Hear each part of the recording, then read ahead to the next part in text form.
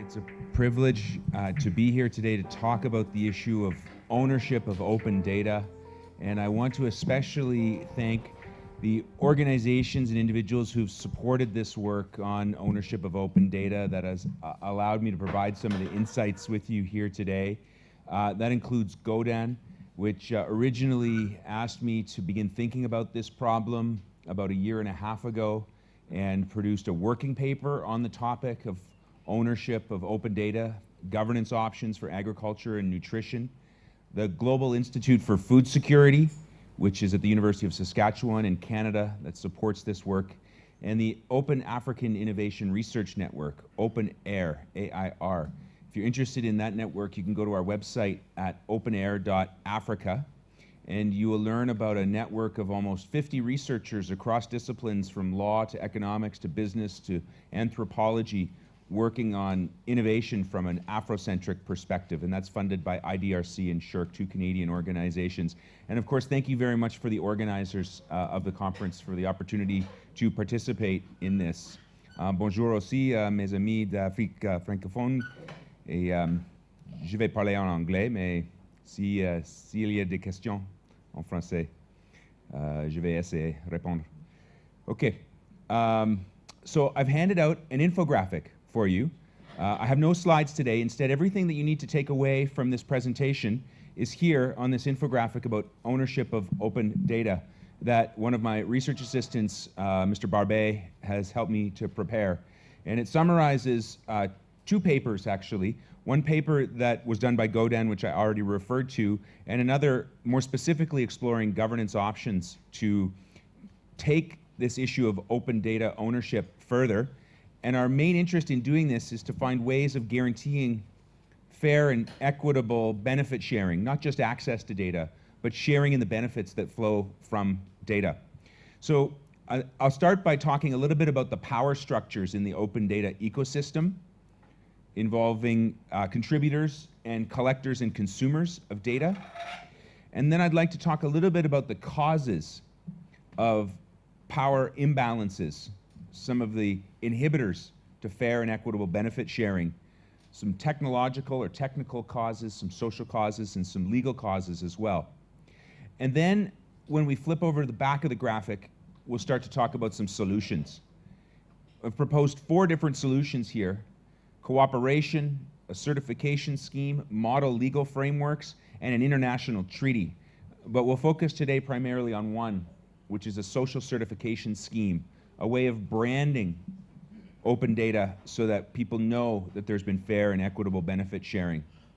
So let me start with the most fundamental point, which is that ownership rights are a major factor in the dynamics and power imbalances of data in agriculture and nutrition.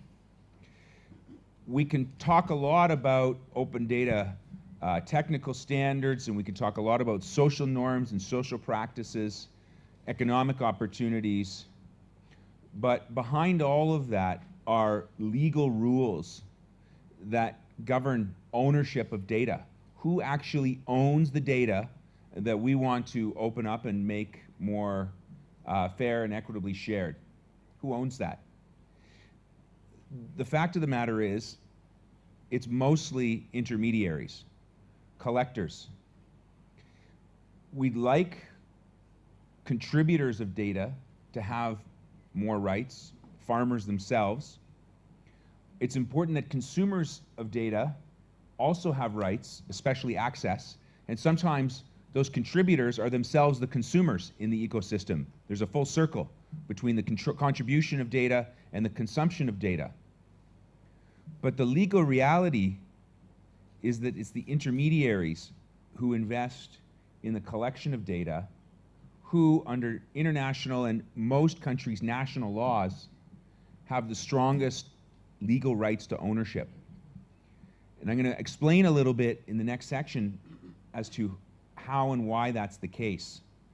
Now, before you can understand what kinds of legal rights one might have in data, how data might be owned, we need to talk a little bit about the sources of data.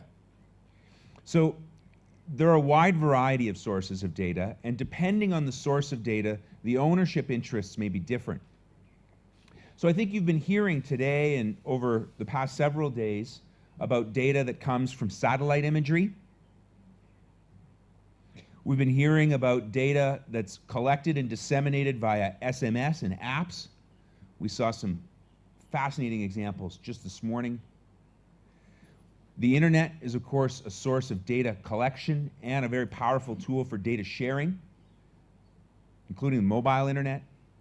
We're seeing the emergence of drones, actually replacing satellites as a technological tool to collect data, meteorological data, soil data, data about plants' phenotypes, what the plant looks like, the size of the leaves, the size of the flowers, the color of the flowers.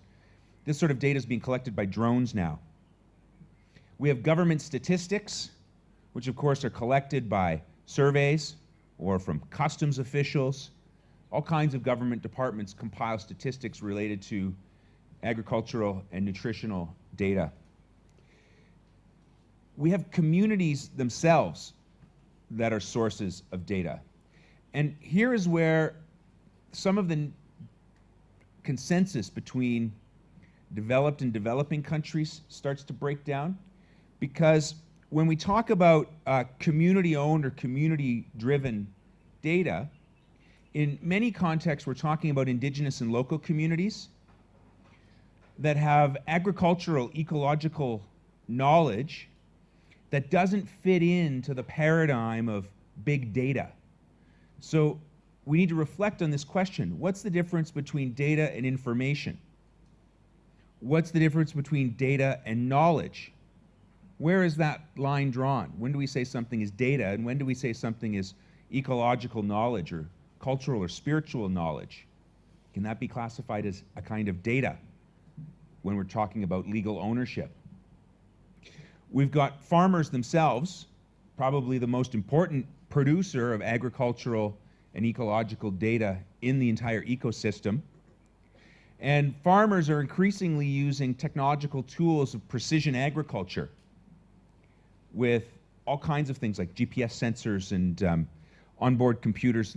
And this is not just a phenomena that is becoming widespread across the global north.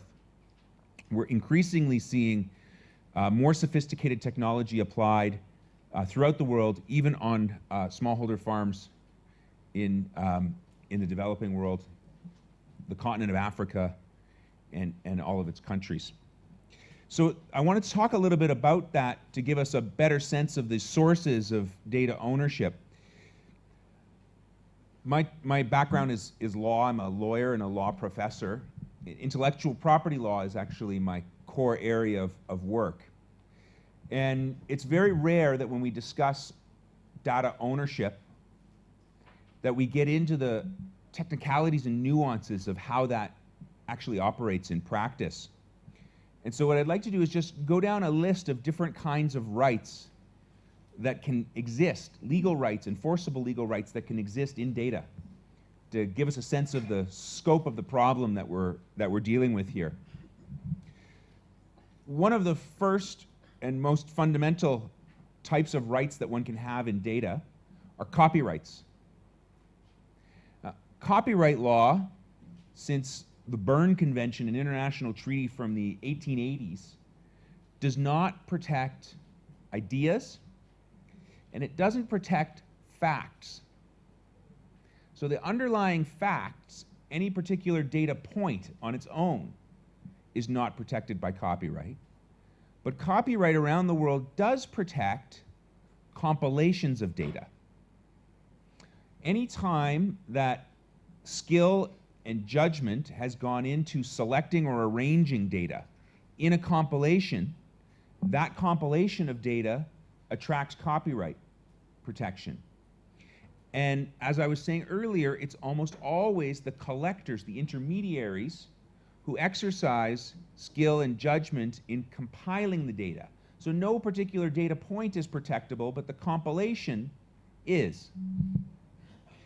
We also have, in some jurisdictions, database rights. Database rights were introduced as a special kind of unique right on top of copyright in the European Union a few decades ago, not a lot of places in the world have separate legal rules giving rights in databases as distinct from copyright, but some do. Mexico is an example.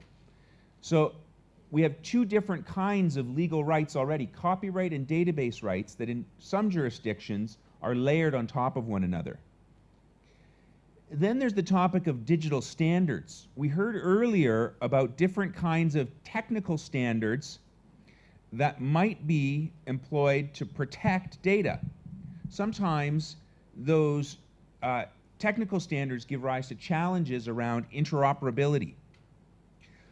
Well, under copyright law around the world, it is illegal to tamper with the management information that's used to track and monitor copyrights and other kinds of digital rights management tools, what are known as technological or technical protection measures.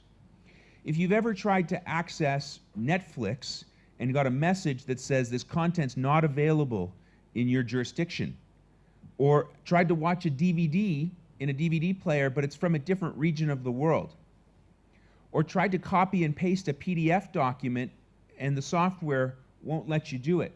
Those are technological protection measures that can protect data and databases, and it's illegal, subject to some incredibly harsh civil penalties and criminal penalties, to tamper with that information. So that's another right that data intermediaries, data collectors have. They have the right to stop people, consumers and contributors, from tampering with these digital rights standards. Secrecy is a really important issue. Increasingly, data is being treated as a matter of confidential information, especially by multinational agrochemical companies. You might be familiar with this issue in the context of pharmaceuticals, clinical trial data, which drug companies protect vigorously because it costs so much money to do those trials. The same thing happens when you introduce new plant varieties, new crop species. Those field trial data that are generated through those kinds of investments are oftentimes not made available to the public, and they're protected as secret, confidential information. And we have laws at the international and national level around the world that protect those kinds of trade secrets.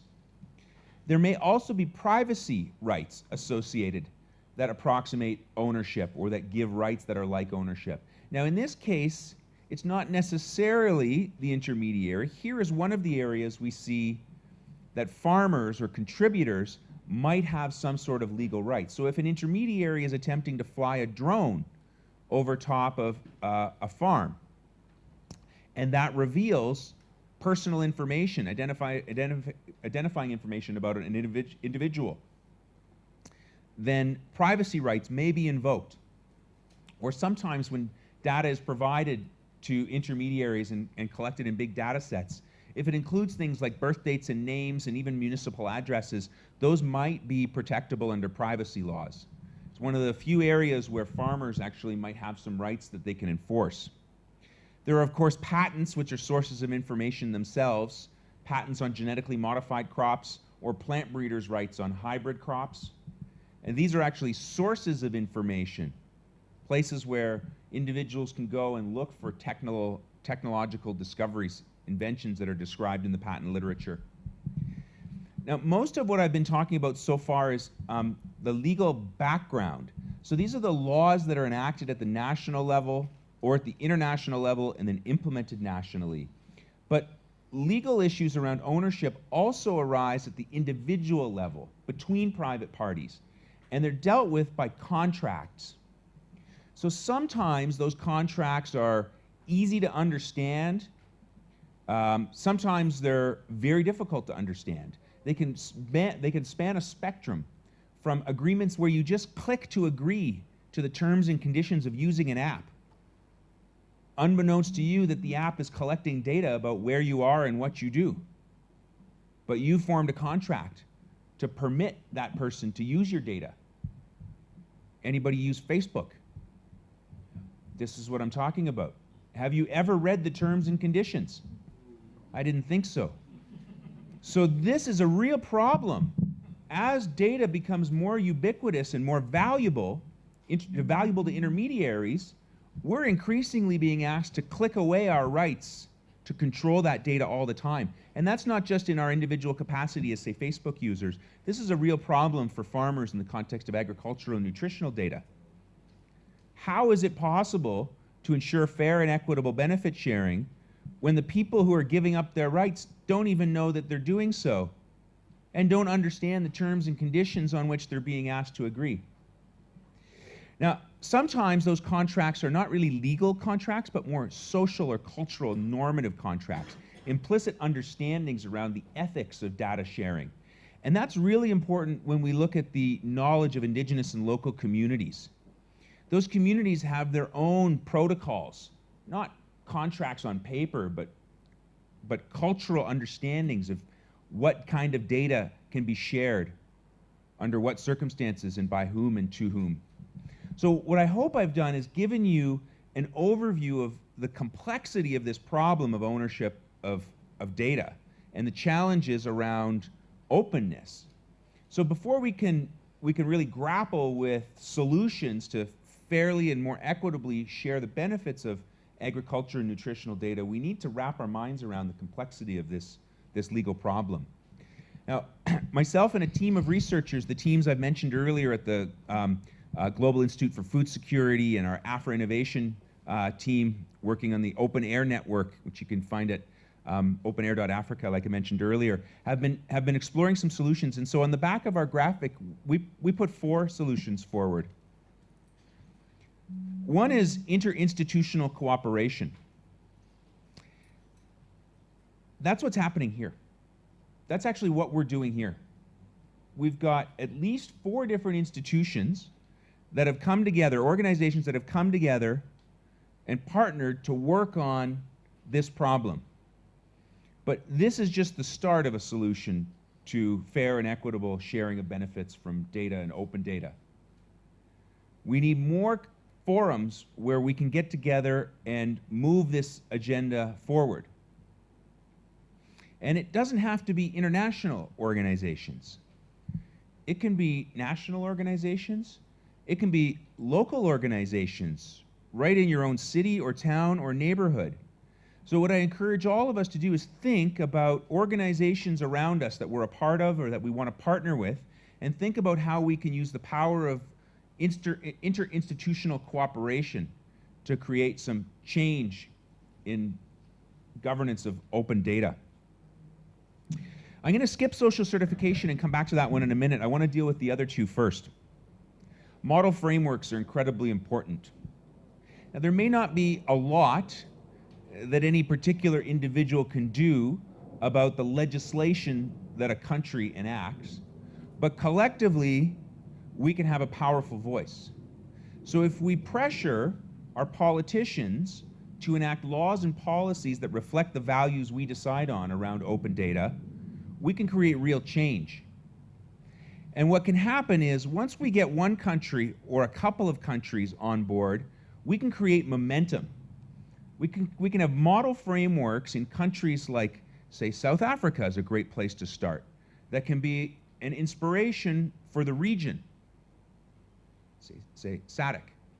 Or we can move to a continental example through an organization like the African Union that can create frameworks that other regions of the world in South Asia or East Asia or Latin America can look at as examples.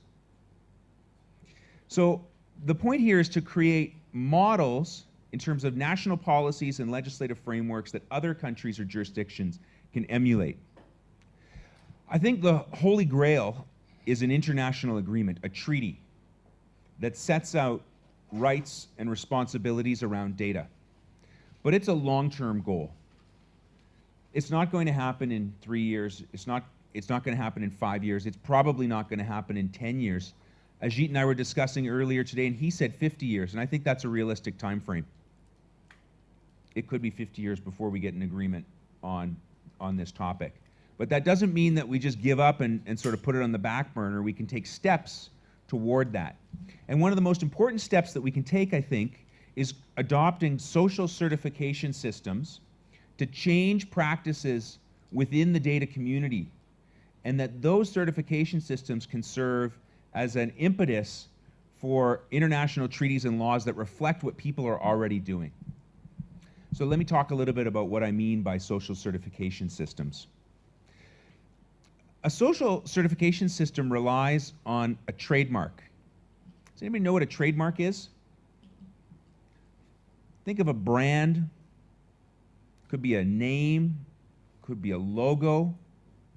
And with that brand, there's a whole bunch of goodwill affiliated with it. You know what kind of fast food restaurant you like to eat at. You know what kind of toothpaste you want to buy. You know what kind of cars you want to drive. All of those decisions that you make as a consumer are driven in part by trademark law. The brand and the mark allows you as a consumer to know what it is that you're getting. Now, these become more important the longer and more complex supply chains or value chains get. The more intermediaries are involved in the chain from production of a good or the origination of a service to its ultimate delivery to the end user, the more information is packaged in that mark or that brand. The more that you think about that brand, the more important that becomes.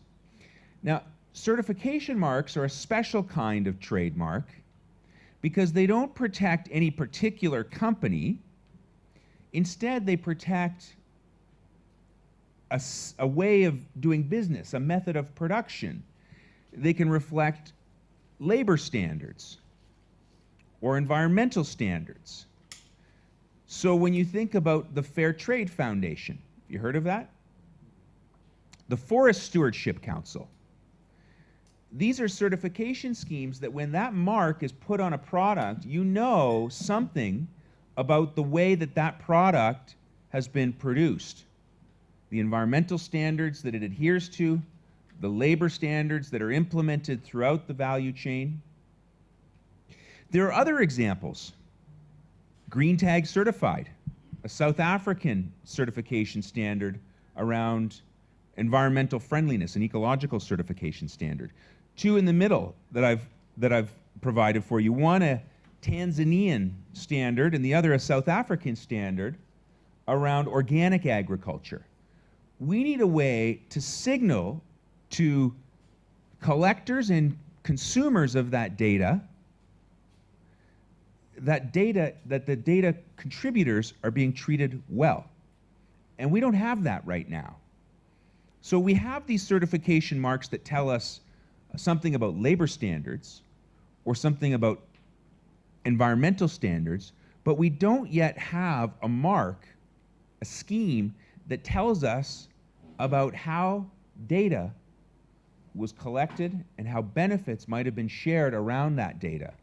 And so my strong suggestion is that until we get something like this, consumers aren't going to be able to hold the collectors who have the ownership rights accountable for their data practices.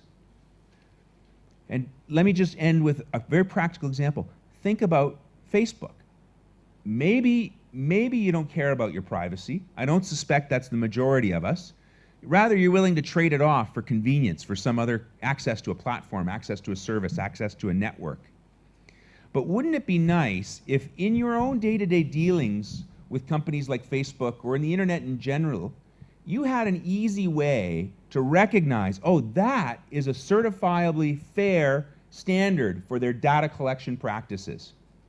You wouldn't have to read the terms and conditions that you're asked to click to agree to. You could immediately recognize, yes, I trust that. I trust that data collector to protect my data, to ensure that it's shared fairly. That's exactly what I'm suggesting as a solution to problems around inequitable access to data. So let me end there by, again, mentioning my funders with thanks, the Global Institute for Food Security and GODAN and Shirk and IDRC fund the Open Air Network, and again, the generous invitation from the sponsors of this event to come and share these ideas with you. We now have time for discussion. We have other panelists to come up. and then we're going to have a question and answer session and a couple of other presentations. Is that right? Okay. In the U.S., the data rights for farmers are being treated not as intellectual property, or they're more actually treated as property rights. So right to own, right to transfer, etc. Is that an approach how does that approach compare with yours, and have you guys looked at that? Okay, so the question is, how does the U.S. approach of treating data like property, transferable property, compare to what's going on in other jurisdictions? Any other questions that we can take at the same time? Yeah, as a data collector myself in the Weather Service, the biggest, well, one of the fears in being very protective about your data is that when you share data in a legal sense with a, let's say, the first party, the fear is that that party will transfer it to a third party. Yeah. And the policing thereof, yes, is obviously very, very difficult. But it's not the sense that we don't want to transfer the data to the third party, but to know what the data is being used for. Yeah. So this, it's a genie is out of the bottle kind of problem. How do you once it's out, how do you put it back in? You lose control. That makes people nervous. Okay, thank you very much, and good afternoon to everybody. First, let me thank the organizers of this event, the Information Training and Outreach Center for Africa, GODAN, CTA, and of course my colleagues from GFAR for allowing me to do this presentation far from Colombia. I'm sorry I was not able to be there in person, but I hope we can have a good exchange of views and information between us in this symposium. Next. Okay, thank you. Well, I know that during this training session, you have been discussing some issues affecting farmers' rights access to data. And you have been discussing policy issues, technical issues, ethical and legal issues, and of course the issue of capacity, the need of capacity for farmers to really have access to data. During this brief presentation, I am going to focus on some of the legal issues relevant for farmers' access to information, mainly farmers' rights, of that information, innovations and practices, and the ones arising from the use of third persons from that information, innovations and practices. Next, please. So the first thing that I would like to mention here is that the recognition of the rights of farmers, particularly smallholder farmers living in centers of origin and crop diversity over their national resources and plant genetic resources, was a response to address an imbalanced situation where we had a formal sector, let's say, with very recognized rights, effective policy frameworks, ensuring and promoting those rights, while we have, in the other side, smallholder farmers with no recognition or legal recognition at all over their resources. And that unbalanced situation was the reason of recognizing rights of farmers over their national resources and genetic resources. And we can say the same thing about the rights of farmers over their knowledge, innovations, and practices and information. So we had unbalancing situations of having a formal sector or companies having protected their innovations, their knowledge, their information, rights over the national resources, innovations arising from the use of national resources. Well, we had another sector with no recognition at all of their rights. Next. So the rights of indigenous peoples and local communities, including farmers, over their national resources, but of course also their traditional knowledge, innovations, and practices have been recognized in some of the international laws.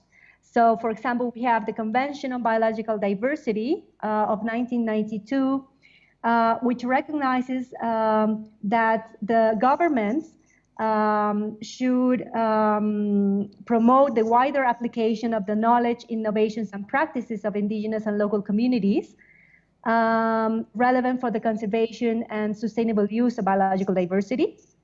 And that should be done with the approval and involvement of the holders of such knowledge, innovations, and practices, and result in equitable sharing of benefits resulting from the use of such knowledge, innovations, and practices.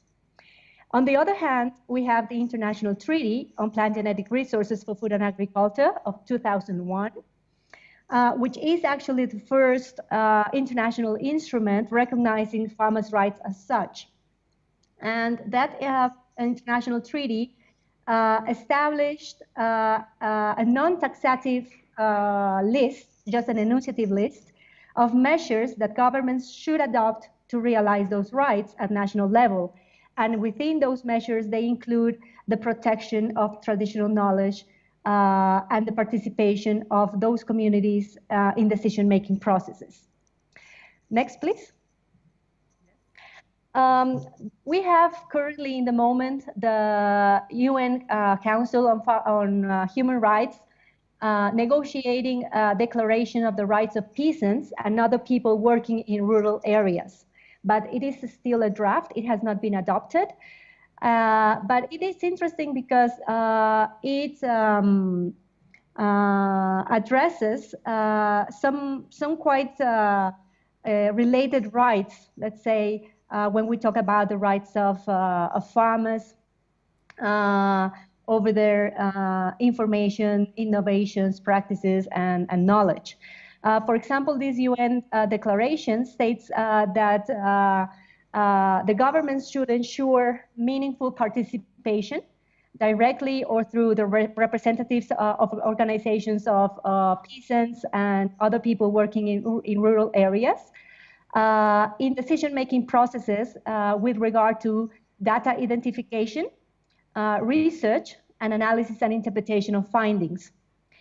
It also states that peasants and other people working in rural areas have the right to seek, receive, develop, and impart information. Next. It has an article, Article 3, regarding the right to information in relation to production, marketing, and distribution, which says that the peasants and the other people working in rural areas have the right to full, transparent, timely, and adequate information about the factors that may affect the production, processing, marketing, and distribution of their products, and that the government should ensure that relevant information may be adequately disseminated and appropriated by peasants and other people working in rural areas. So we can see that even if there is no recognized right as such in international instruments of farmers or peasants on open access to data, some of these instruments at the international level recognize relevant rights for these farmers to be able to access to information and data, and also over their own information and data when third parties wants to use them. So next, please.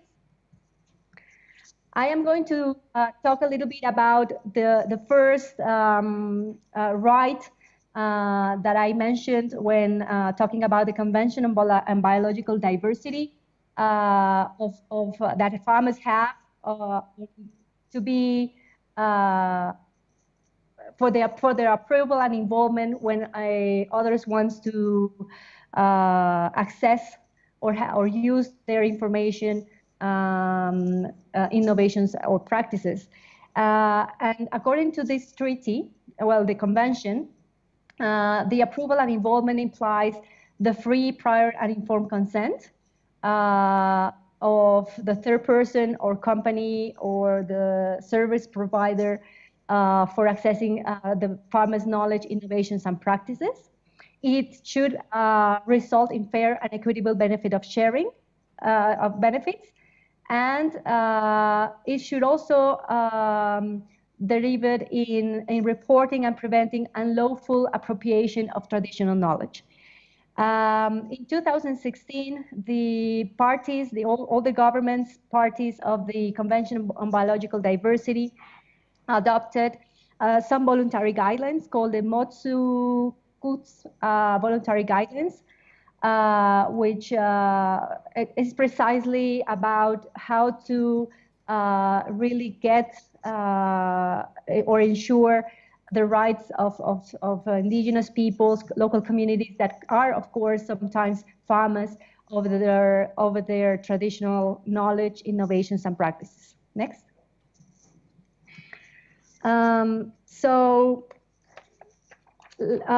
These guidelines, which of course are voluntary, intend to provide some guidelines for the development of mechanisms, legislation, administrative and policy measures to ensure that that potential user of the knowledge, innovations, and practices held by the indigenous peoples and local communities, including farmers, obtain the prior informed consent. And as I said, obtain a fair and equitable sharing of benefits from the use of that knowledge. These guidelines give a special recognition to community protocols and customary laws. So let's first see what they mean by free, prior, and informed consent.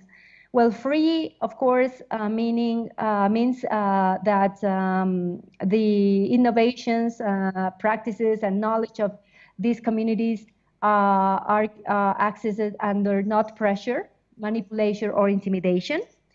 That authorization to access is sufficiently taking place in advance. And of course, they should respect decision-making processes of the communities themselves, and inform because the people interested in accessing to that knowledge, information, or practices should provide all the relevant information to the community or to the farmer in terms of the intended purpose, the duration of that access, the scope, the potential risk, the process of accessing that information, and benefit sharing arrangements. Next. When we set fair and equitable benefit sharing, we must be clear that most of the times it is merely rhetoric and sometimes unrealized in the field. And this is because, of course, there is an inequity in knowledge and power between the indigenous peoples, local communities, and farmers, and the companies willing to use or access the information and knowledge of those communities. So that's quite difficult in terms of making sure in practice that we have fair and equitable benefit sharing. We can say, even though that, of course, those benefits could be monetary and non-monetary.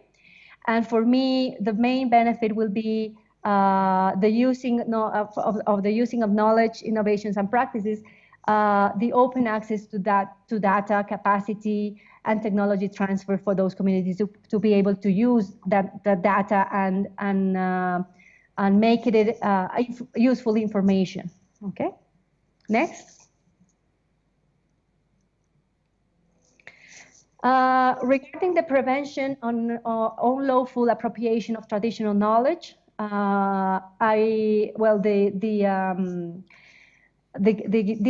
guidelines, of course, mention the need of capacity building, of the rights of and awareness on the rights of farmers over their knowledge. The need of development of codes of conduct and best practices codes of users also. So we have to develop codes of the users of those informations and data, but also codes of conduct or protocols in the communities themselves for the use or access of that knowledge. It will be very, very important, of course, that governments also develop or establish minimum standards for access and benefit sharing. And of course, we cannot talk about unlawful appropriation if we don't have the appropriate policy and legal frameworks, which are lacking most of the times in countries and at international levels.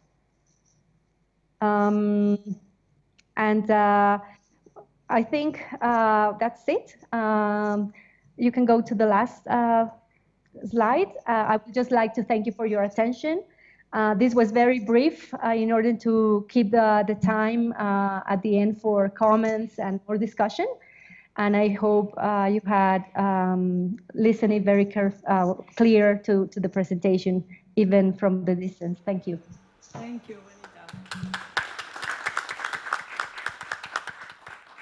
Juanita, do you want to stay on for the panel discussion? Oh. Yes, yes, thank you. Oh, perfect. Could you hear when Jeremy was presenting? Yes, I did. Okay, perfect. So I will keep you online. Good afternoon, everyone. My name is Moses Odeke. I work for an organization called ASORECA. ASORECA stands for Association for Strengthening Agricultural Research in East and Central Africa. We work in 11 countries. We work in Uganda, Kenya, Tanzania, Burundi, Rwanda, DRC Congo, Sudan, South Sudan, Eritrea, Ethiopia. I think that is it. We basically do research for development. We work with the private sector. We work with the farmer organizations. And we work with the NARIs in all the countries that I've mentioned. My presentation is basically on the role of mobile phones in enhancing data access to smallholder farmers. This presentation ideally should have been in panel 1 or panel 2, but nonetheless, I will still go ahead and deliver it under panel 3. Okay, yeah. So there we are.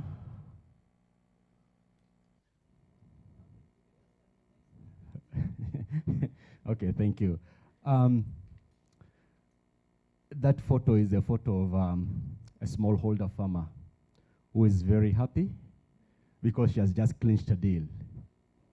You know, she's happy because she knows that she has now money to pay for school fees. She's also happy because she knows that her medical bills are going to be paid. And that is all because she was able to receive information about market. And she couldn't have received that information if the mobile phone was not there. Okay, next. So, this afternoon I want to challenge you. My question to you is, as a public or private sector entity or a farmer, what can you do today to enhance farmer access to data and information? And this particular case within the context of smallholder farmers. What can you do? Each one of us is either private, you belong to a private sector organization or a public entity, or you in yourself, you're a farmer. So what can you do? Next. The other question I want to ask you, can open data improve food and nutrition security in Africa?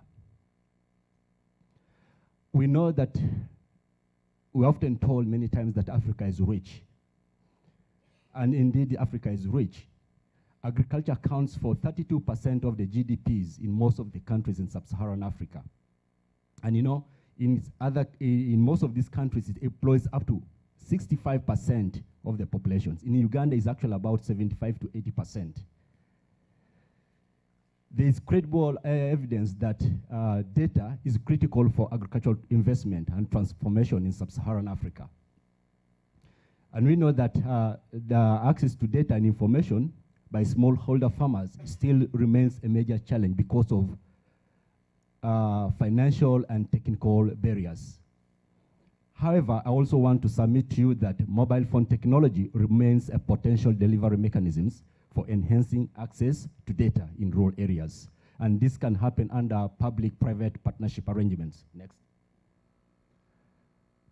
So what are the challenges that farmers face in accessing data? What I've presented here is something just to think about, but it could go beyond this. You know, there's limited financial resources, you know, to pay for the data services. And then the other one is basically the technical challenge, where farmers are unable to use technologies in order to be able to utilize information or access data. And then sometimes some applications are also not user-friendly, they are complex. And then these days we're talking about spatial data, issues of GIS. Those ones are alien to farmers. And then also, we know that these farmers, if we provide information in simple formats through mobile phones, that would be the best option for them. Next, please. Okay, what is the data that most farmers want? This is again based on studies that have been done before. And I again say this list is not exhaustive, it can go beyond this. Market and crop data comes as top information that farmers require. In terms of cropping information, farmers would want to know what crops can I plant and when. What seed varieties are drought tolerant. These days we're talking of climate change. So farmers want to mitigate against effects of climate change. And not only drought tolerance, but also high yielding. And then also we're talking of issues of soil fertility management, fertilizer application, recommended rates, types of fertilizers. We're also talking about market prices, plant diseases, and pest control. Weather information is very key now. So weather and climate information, you know, throughout the entire growth period and timing of operations, and then harvesting, storage, and post-harvest handling. Next. Now, I cannot talk about data without talking about big data. Big data is the new kid on the block. Big data has the potential to deliver development outcomes. But what is big data? You know,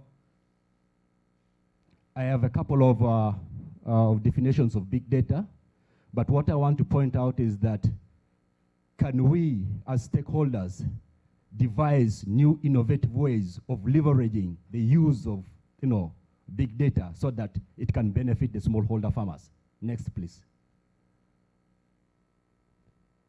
What is open data? The previous speakers talked about open data, ownership of open data rights, but I just want to define big data as data that can be freely used, reused, and distributed by anyone, subject only at most to the requirements to attribute and share alike. This opendefinition.org. Now, what are the key attributes of open data? The first one is on availability and access. The next one is reuse and redistribution. And then the third one is on universal participation. I want to submit that this definition may not be exhaustive. It is subject to modification. Next, please. Now, for us to be able to use open data effectively, it needs to be available and accessible. Accessible in a timely, fair, and equitable manner. Open data must be affordable, relevant, useful, and trustworthy. Somebody said, I think during the first panel, that we cannot talk of opening up data when it cannot be utilized effectively. And then sharing data more openly has the potential to provide our farmers with better services. We've talked about access to farm inputs and market produce, access to weather data, in terms of timely planting, mitigation against pest and extreme weather, monitoring water supplies, and anticipating changes brought on by climate change. Next. Okay, when we start to talk about open data, there are elements of equality and there are elements of equity and fairness. And I want to say that equity, in a very simple definition, refers to allocation of resources in a fair manner without discrimination. And that equity plus equality constitutes fairness. Now, equality in itself may not mean fairness, because equality is treating everyone the same. You can see those those kids on the left-hand side, they're all on the same level, but all of them are not benefiting. So is that fair? So you judge for yourself. Is equality fair or equity? So we go for equity because everybody is happy. Next. What is fair and equitable open data? Data, information, and knowledge generated, shared, and exchanged in which key stakeholders participate in the decision-making process. Farmers are not only providers and recipients of data, but also contribute traditional knowledge, innovations, and practices important for food production and agriculture. Farmers have a right to give prior informed consent for accessing and using their knowledge, innovations, and practices. In many times when we are getting information, do we involve the other parties from which we gather that knowledge? Do we get their consent? And to benefit from the use of their knowledge, innovations, and practices in a fair and equitable way. So that sums fair, equitable, and open data. Okay? Next.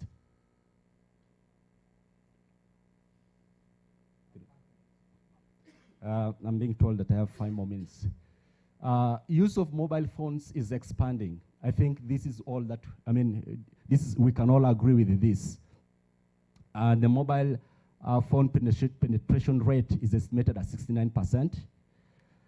And mobile phones have a great potential in as far as delivery of information, data and information to smallholders is concerned. Next. Mobile phones have been successfully used to deliver agricultural data and information before, so we are not starting from scratch. There's already evidence to that. Next. So those are the 10 most successful mobile apps that have been used to date.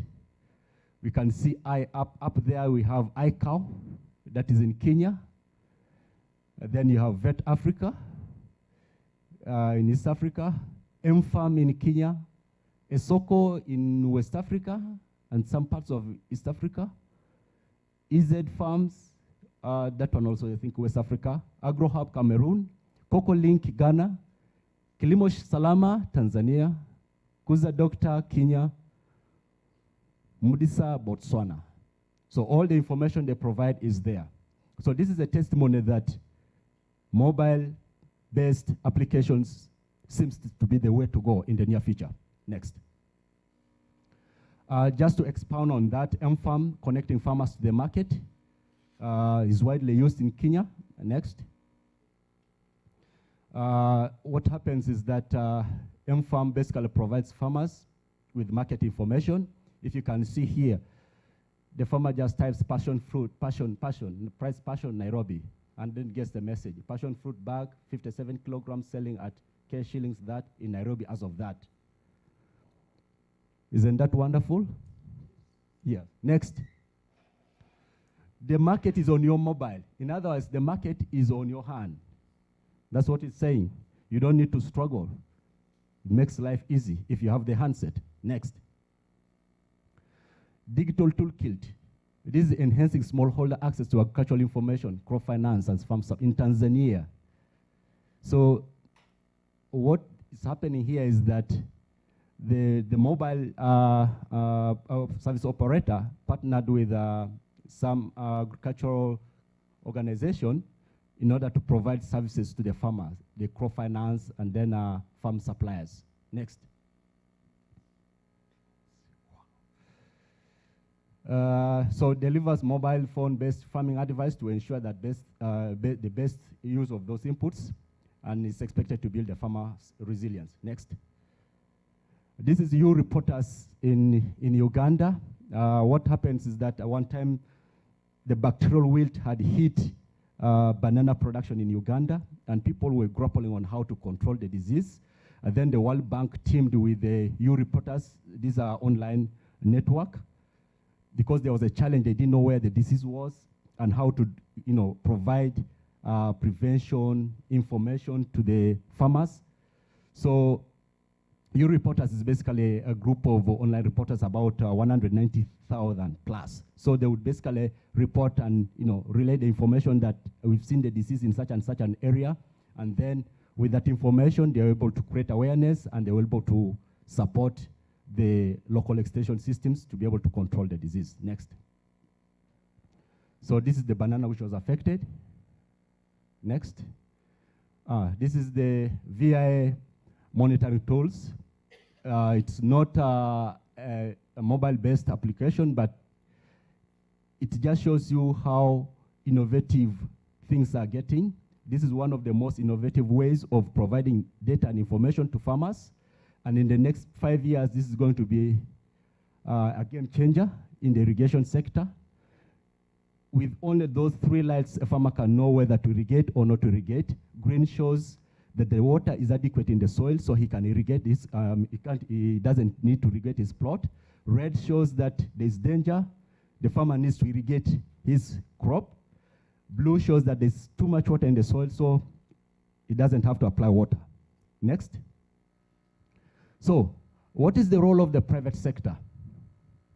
Probably if you are here today and you belong to the private sector, you could be asking yourself, what can I do in order to be able to enhance access to data by the smallholders? In terms of generation and making available all data and information in open formats, packaging of data in user-friendly formats that can promote effective use of data, delivery of data to the final consumers using user-friendly mechanisms, and then relay of feedback on data from the final consumers to data generators. 2 days ago, we heard that weather data is not accurate.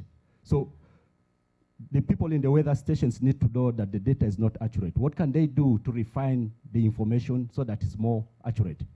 And then private sector investments in expanding mobile services and connectivity, and then also collaborations with multinational companies as one of the ways to drive down the costs for data access. Next.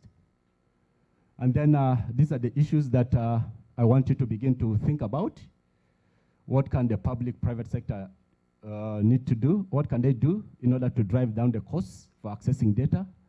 And then what can the public-private sector do in order to ensure that data and information are made freely available to data users? And then what can the public-private sector do to advance capacity building for different stakeholders? Then how can the public-private sector ensure that farmers and other actors on the value chain, data value chain, get more accurate information? And then what are the policy issues that need to be considered? Next. Thank you.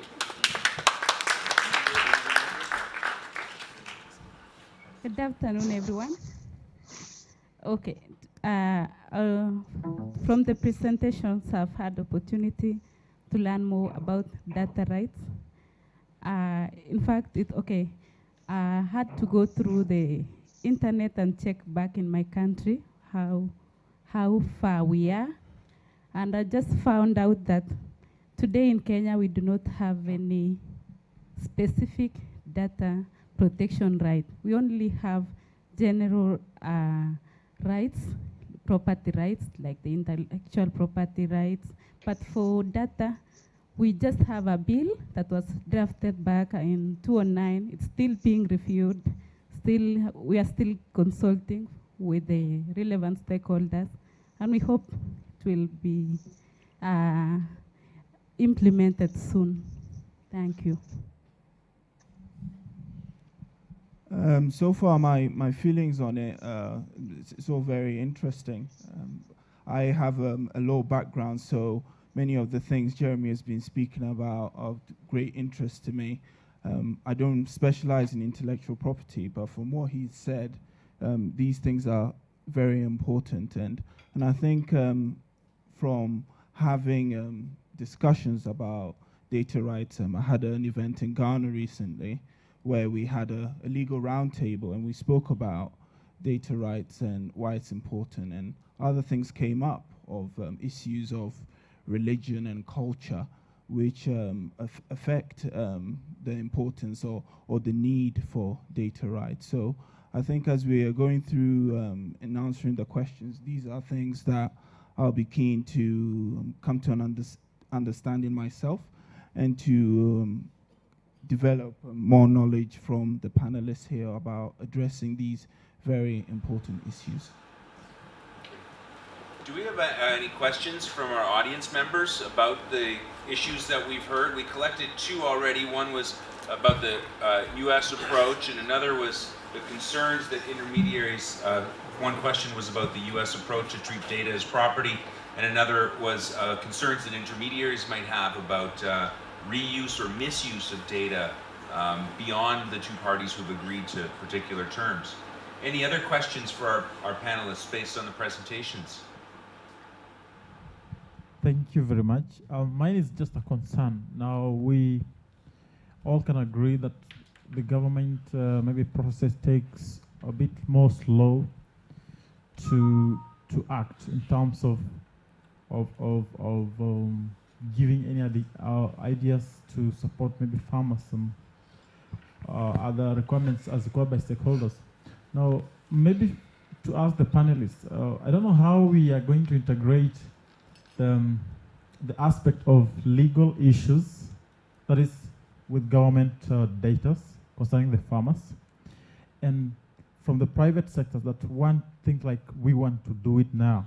I don't know how we plan to integrate that so that we have maybe something in good time.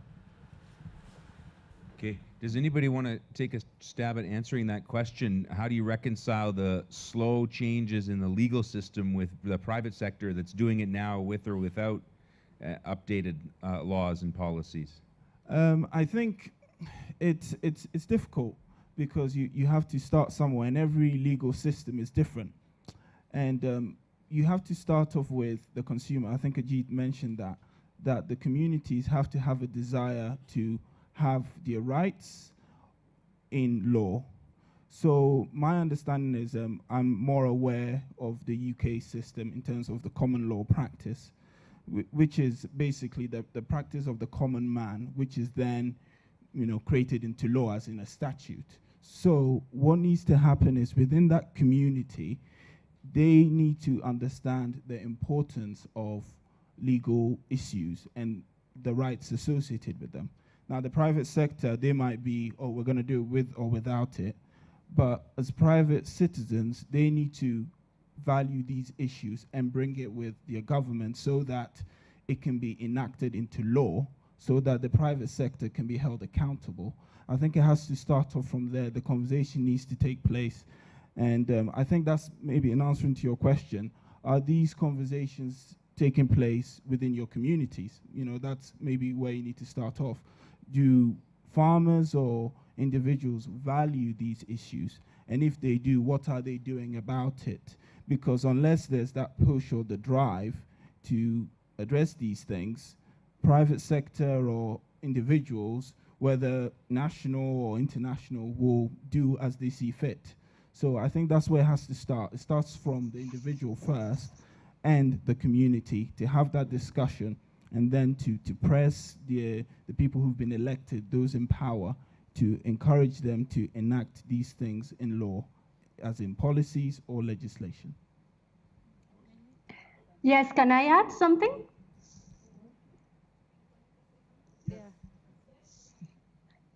Yes, I do agree with the last speaker in terms that having legislation or policy at international or national level is a very slow process. And I think that it's quite important, first, that farmers know about their rights first. So there's a lot of capacity building needed and public awareness. And that in parallel, it's important that communities themselves organize community protocols or developed under the customary law of the communities, the way of providing knowledge or data or information to third persons wanting that information, and also provide spaces and strengthen their organizations to be able to participate in decision-making processes, where they can provide elements for the development of those national legislations or policies in these issues.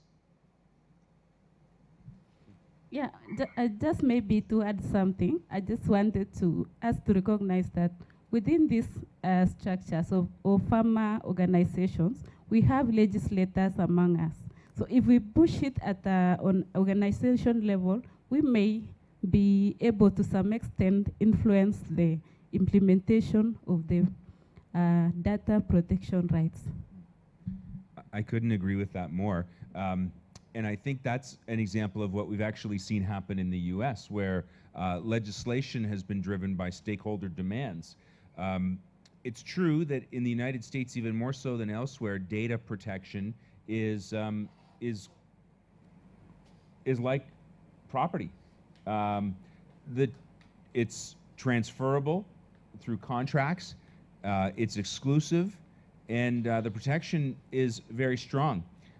The problem is that when we say data protection, it doesn't mean the protection of typically data held by farmers against misappropriation or exploitation by intermediaries, that it's almost always the intermediaries who hold the data that have protection against misuse. And we see in international negotiations the trade-related aspects of intellectual property agreement, and in bilateral treaties between the US and all kinds of other countries, this legal protection for data protection being introduced, but not to deal with the rights of smallholder farmers, to deal with the entities that hold the data already, because it's incredibly commercially valuable.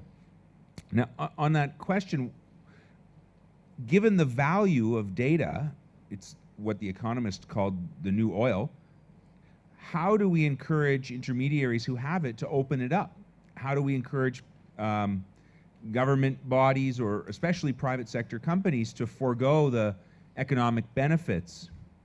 One of the ways I think we can do that is by explaining that there are actually significant costs of trying to keep data closed, trying to keep data secret.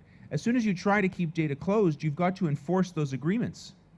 So you have an agreement with one party that doesn't enforce itself. And the worry that you're talking about reuse and misuse is not just complicated, but very expensive to do. So companies rarely factor in the cost of enforcing closed data models when they're coming up with their data strategies. So there are economic benefits of open data in terms of the platforms that can be created, network effects, and marketing value, some goodwill that can be created, all kinds of economic benefits. But there are also significant cost savings in not having to worry anymore about enforcement and policing. Now, to the extent that tracking use of the data remains important, you can use new technologies. Blockchain has a lot of potential in that respect. But that's one way to get over the difficulties of controlling data, is just to open it up and save the cost and complexity of doing that. Moses, did you have comments about any of these questions that we've been dealing with?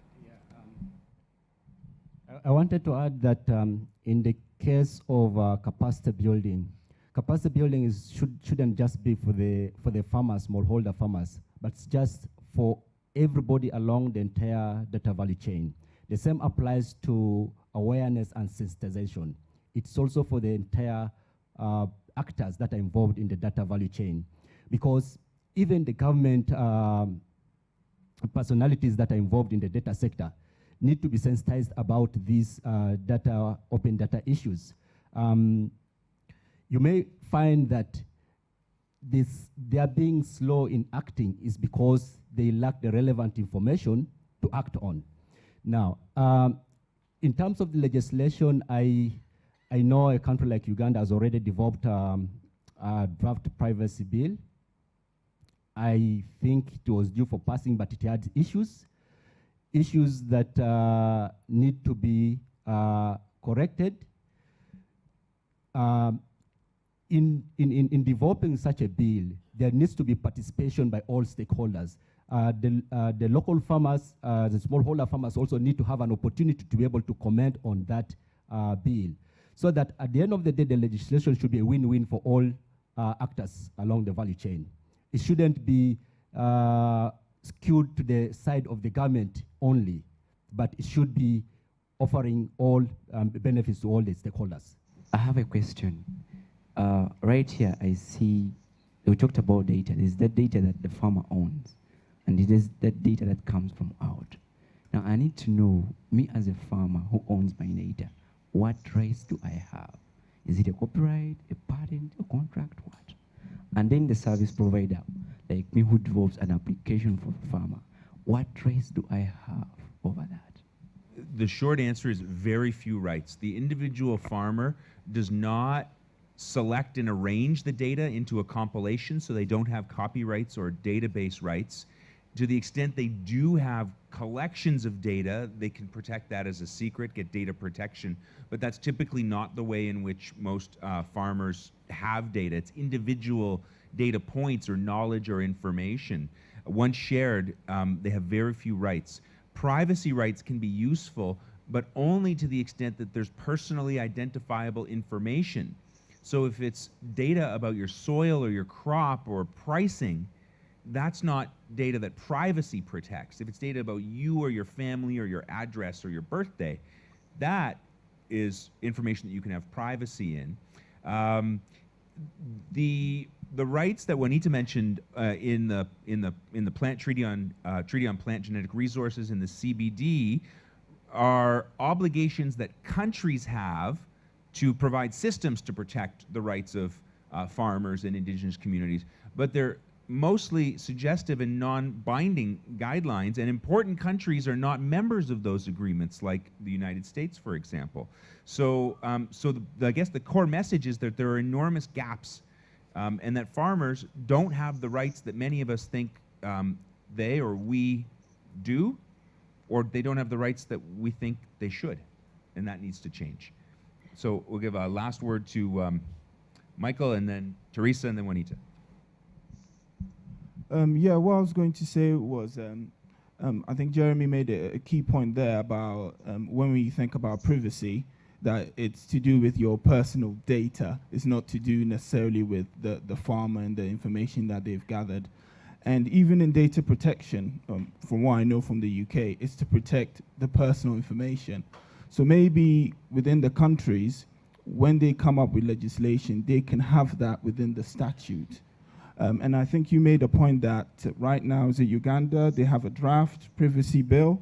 What tends to happen on the EU level before any law comes through the European Parliament or the Council of the European Ministers, the EU, the European Commission, they create impact assessments, which they send out to European member states, the individuals, for them to give their feedback on the law that they're proposing, what they hope to achieve.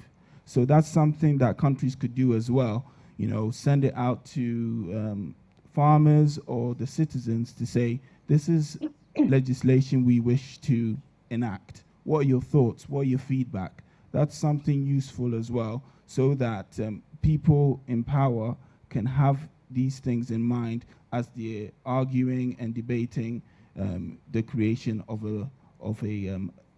law. I think these are things we ought to consider, and I think we have to start off by seeing where we are.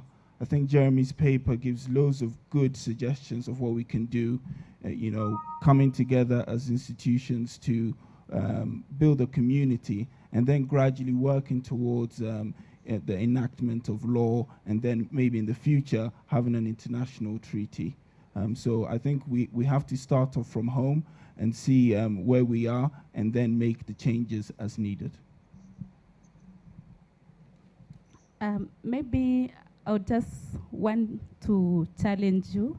Myself as a value chain officer, from today I've incorporated data into value chain. I will call it agriculture data value chain. since value chain involves activities, processes, and the information that flows within them. One major thing that I've learned here, okay, we've discussed, and I've learned that, okay, as before we came here, we would view the decision of a farmer to make a decision on what product to produce would base on the market or whether the consumers are there. But we've involved here, we've got other many stakeholders like the meteorologists, like the service providers, and now maybe the decision or what encourages farmer to make the decision would range from answers from various players. Like today, I heard from a chief that the decision could depend on the presence of the consumer or the market. I also heard from the weatherman, Nico, say it will depend on the presence of the rain or rainfall information. So you need to get challenged, and as all of us, all the players are involved. Thank you. Thank you very much. And I guess we give the last word to Juanita then. Yes, thank you. Well, just listening to the discussion, it's quite interesting when talking about like farmers and let's say researchers or the private sector or third people, because they have different ways of generating the information, and that's one of the things that we have to take into account. And for example, in terms of communities or farmers, some of this information might be part of their culture. It has been, you cannot identify a specific source of, let's say, a person creating or originating that information as such. So sometimes the information or the knowledge is also collective. And that makes, as you said before, this huge gap, because of course we have, as I said in my presentation, a whole system protecting a kind of way of producing information and using information, but that might not be the case for the way farmers or indigenous communities and local communities do. So it might be cases that information also produced by farmers can be protected, if that's the case, by copyrights or the intellectual system, property right system already there. But might be other cases where it is impossible because you cannot identify the creator of that knowledge, as it is a community, it's a collective knowledge, it's a more part of a culture. So that's where we have to go outside the formal intellectual property right system already adopted, and find other ways, find sui generis ways of protection. It doesn't mean that for that information, the farmers do not have rights. We already mentioned that the international community itself has changed the paradigm of having that information as free access to everybody by recognizing property rights to the holders of that knowledge, the community themselves. And one way of ensuring that right of property rights is to ensure the prior informed consent of the community or the farmer entailed to provide that consent before that knowledge is being used or accessed by different people from the community. And that's, as you said, the challenge, but we have to sometimes think outside the formal system already there and think in different ways for a different kind of information and generation of knowledge to be protected. And yeah, I just wanted to maybe finalize my intervention with that. Okay, thank you very much. I think with that, you can join me in thanking the panelists for this discussion, and we turn it over back to Gracian to close the proceedings. So we've come to the closure. Where I only wanted to say 2 words. First of all, there will be a follow-up to this event. So all the things that we've discussed in the training days, the past 4 days, and the things that we've discussed today, all the presentations will be made publicly available. There will be a video only for today for the symposium. It will be published on YouTube. And all the discussions will be summarized and also brought forward in a paper that all the trainers and the speakers in these events will write together collaboratively. And this paper will probably come out beginning of next year. So there will be a follow-up to all of this, and we hope to have similar events in the next years. So thank you very much for coming. Thank you. So thank you very much to all the people who have been working behind the scenes. We would like to thank you for all the communication, the logistics, and the travel and everything else. Really thank you for that. Let's give them a big hand, please.